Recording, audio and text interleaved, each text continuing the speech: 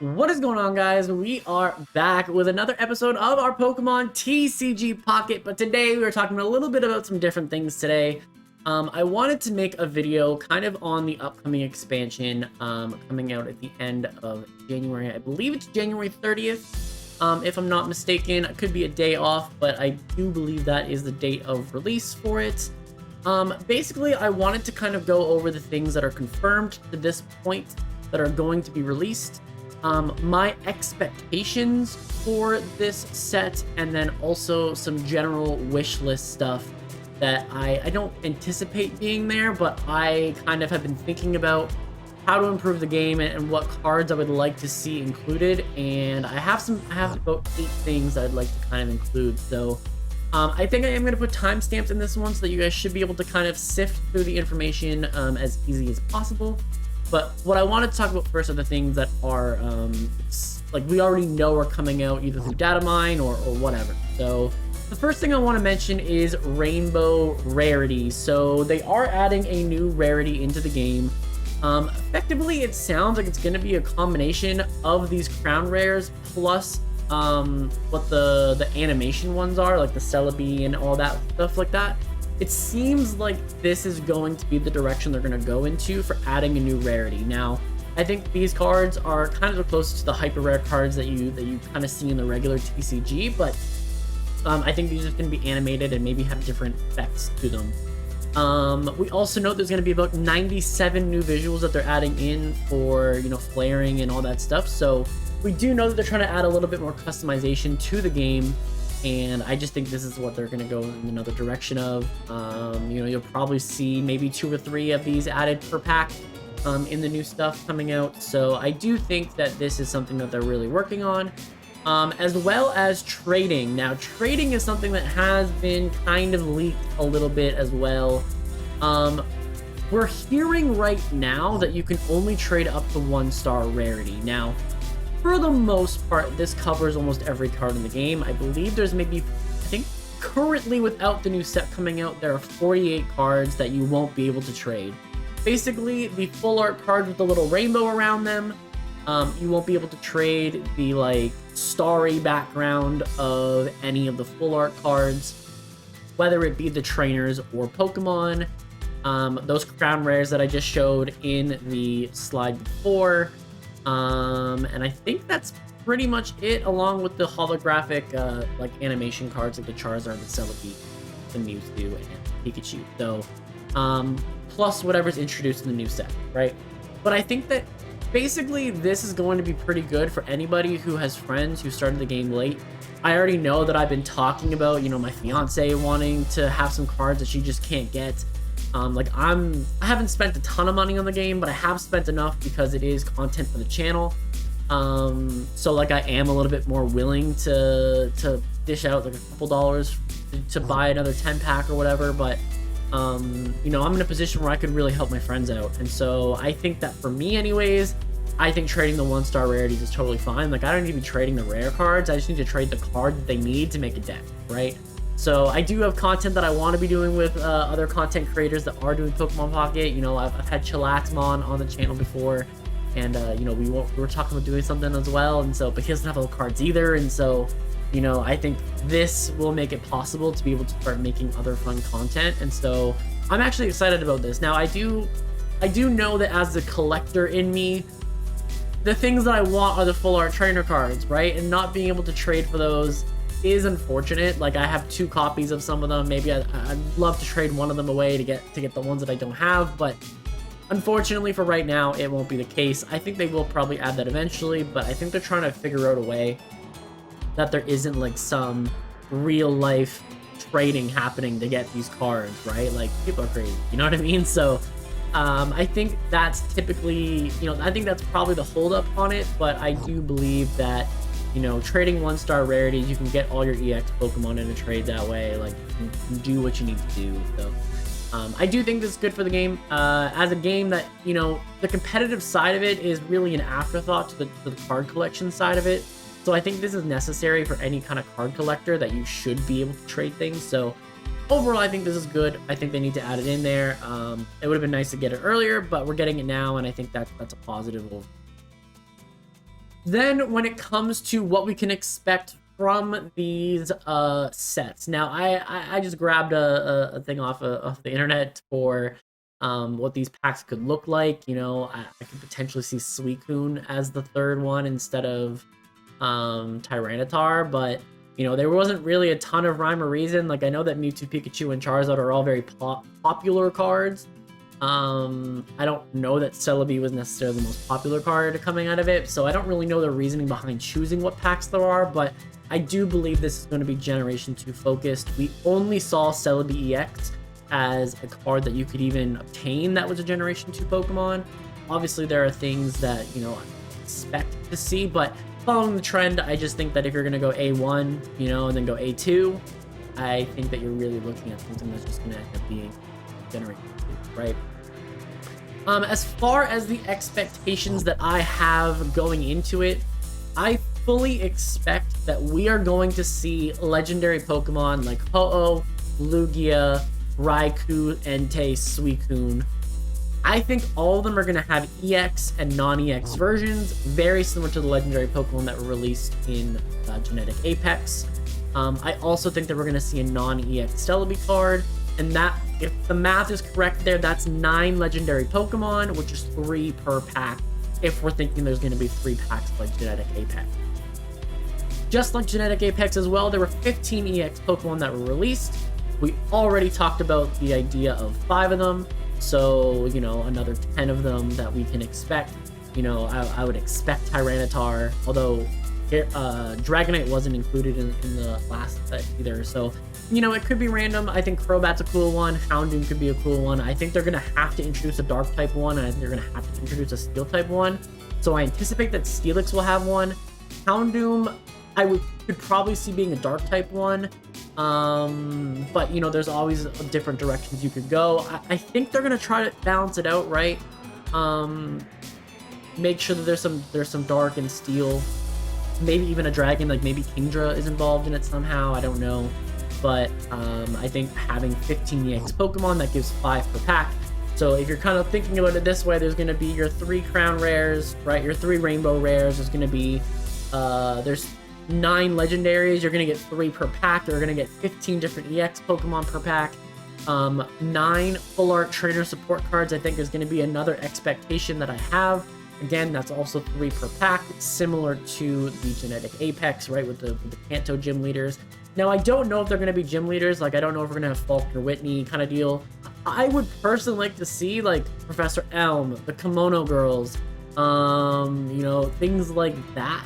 But, and other kind of important people in the Johto region, maybe like the characters like Silver. There's never been a Silver card released in Pokemon TCG. I think this would be a cool opportunity to add that, but I don't really know. But I do think there's going to be 9 Full Art Trainer Support cards. So, obviously, with the addition of Johto is going to introduce evolutions of Kanto Pokemon. Again, like we said, Kingdra, Crobat,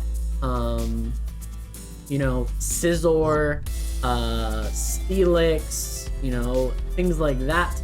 And then, of course, baby forms, Pichu, Cleffa, all those kind of things. Now, because Pikachu is still considered a basic Pokemon, I would anticipate that the baby Pokemon probably have abilities to make up for the fact that they're a little bit weaker.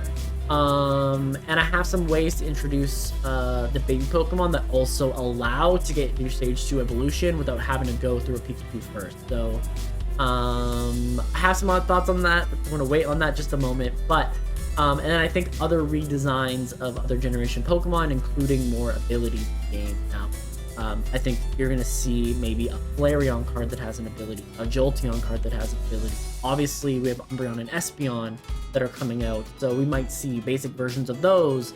I just think that abilities in general are going to make a lot more Pokemon a lot more viable, or at least have effects, you know, like, I mean, like Tauros that came out in Mythical Island, right?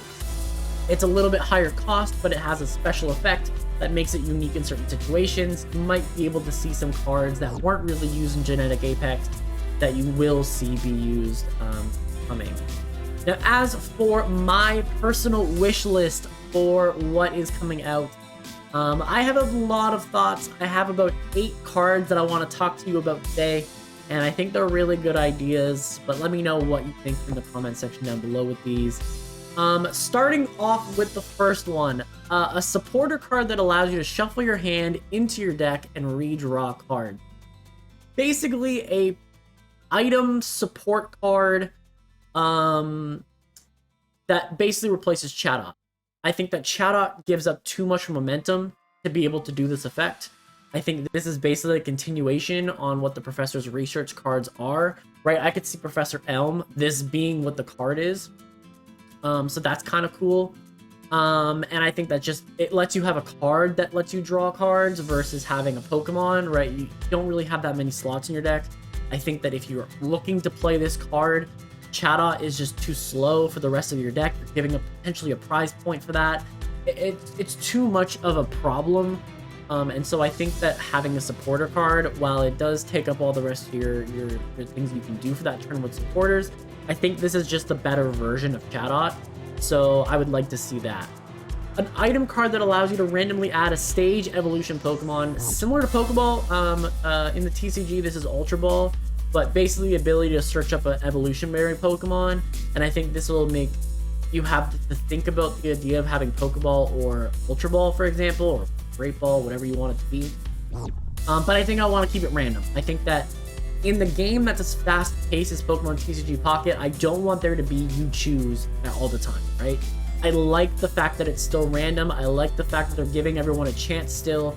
It's not a super competitive game, at least in Pokemon's eyes. I think that having it be randomized is the best way to introduce the next stage of Pokeball. And then maybe down the road we can start choosing things. But for right now, I've kept all of the things to kind of coin flips and not so much choices that the player has playing the card, but the option of it happening. And so I think that's the best way for this to be played. I want an item card of Sabrina. Think of the Pokemon catcher in the regular TCG, where you flip a coin, and if it's successful, you can switch out your opponent's active Pokemon. Now, I want it to still be that your opponent chooses. Again, I want it to still be that you don't have full choice of it. I want it to be that your opponent can counter it a little bit by choosing what it is, but having because it's a coin flip, I think it should be an item card. But basically another version of Sabrina. If you want to run both Sabrinas and this new card, I think that is a nice way of disrupting your opponent a little bit more. It gives you more gusting options or repulsing options. We talked about this in my deck builder. The different types of cards there are. I think having an item version of all of the really good supporters but they're weaker versions of it, I think is really important for the game at some point. An item card that allows you to transfer one energy to another Pokemon. We've seen this with Vaporeon's ability. I think that we need to have a card version of that allows every type of Pokemon to do that, instead of just you have to run a water deck, but then you can change energy around. I think that having the ability to have at least twice you can change energy around, I think is important for the game. An item card that allows you to skip your stage 1 evolution. Now, we saw this get introduced basically around Johto as well with the TCG, and this goes hand in hand with the baby Pokemon. If you play a Pichu that's a lot weaker, and it has a stage 1 evolution as Pikachu, but Pikachu's a basic Pokemon, and you want to go right to Raichu, I think you should be able to have rare candies in there. As long as you have the Raichu in your hand, you can play rare candy and then evolve into your Raichu. This will skip the negatives of having baby Pokemon, but also will allow you to potentially make all stage 2 Pokemon a little bit more viable. We're starting to see in the competitive scene anyways that stage 1 Pokemon are completely dominating the game. And so I do believe that we need to have this in the game. Think of the fact that you could maybe play Superior with Venusaur with having 2 rare candies in your deck. You play 2 Bulbasaurs, you play 2 Snivies, you skip the Ivysaur and Servine roll, you have 2 Venusaur EX, you have 2 Superior, and then you have 2 rare candies that if the game presents itself that way, you can play 2 Venusaurs. If the game presents itself a certain way, you can play 1 of each. This will give you more Pokemon slots back, So instead of having a trainer card that maybe you don't necessarily need, you're running to rare candies, and this maybe allows you to play a third evolutionary line or a third set of Pokemon that maybe make your decks a lot more consistent. I think this just is the best way to make Stage 2 Pokemon have a shot against Stage 1 Pokemon, especially since they already take more energy, and the attack power really isn't that much different. Like, think about Gyarados EX right now, right? Stage 1 Pokemon for 4 energy that does 140 damage, right? Venusaur right now takes 4 energy to use 100 base power attack. So I think having something to help all the Stage 2 Pokemon will just allow them to stay competitive in a metagame that right now is very, very quickly shifting to a basic and Stage 1 deck only format. An item card that allows the player to recover a basic Pokemon from their discard pile. This, I believe, is called Super Rod in the Pokemon TCG, but basically having a way to cycle cards back into your deck from your discard pile. In this current format of the game, you can't lose by decking out, so it just allows you to have other cards. But if someone, you know, I think here's the thing, right? We have the Pokemon Flute, which allows your opponent to put a basic Pokemon back into the field. I think you have to have a version of a way to get that basic Pokemon into your deck again, right? So basically, I look at this as just your opponent put a card back on the field for you. This allows you to take a card from your discard pile back to your deck. I think this is another way that you give your opponent one option, you give yourself one option. So I think that's a good card to introduce into the game. A supporter card version of Red Card that's actually usable and effective. Red Card has already sort of kind of been determined to be a negative because of the fact that Red Card, basically after turn 3 or 4, is not a viable way of removing cards from your opponent's hand. Basically the math on it, I believe, is after they get 14 cards in their deck, if they have 2 copies of it in their deck, there's a better chance that they draw it again than they don't draw it again, at least 1 copy. And so I think this is just a much stronger version where your opponent reveals their hand and then you choose a card to remove and discard that from their hand. I think this gives you the ability to see their hand. It's a better version of Pokemon Scope as well, which I think is just, it's basically a better version of both cards. It's basically combining both versions of the card almost. This gives you a very nice disruption card, right? Your opponent's sitting with a Stage 2 evolution in their hand. They're just waiting on that rare candy. They're waiting on that basic Pokemon. And maybe you can sit there and go, you know what? I know that you don't have the Stage 1 Pokemon in your deck. We're going to get rid of rare candy. Right? Like, that's such a good card that can prevent your opponent. Now, it might be too powerful, right? Like, we might need to...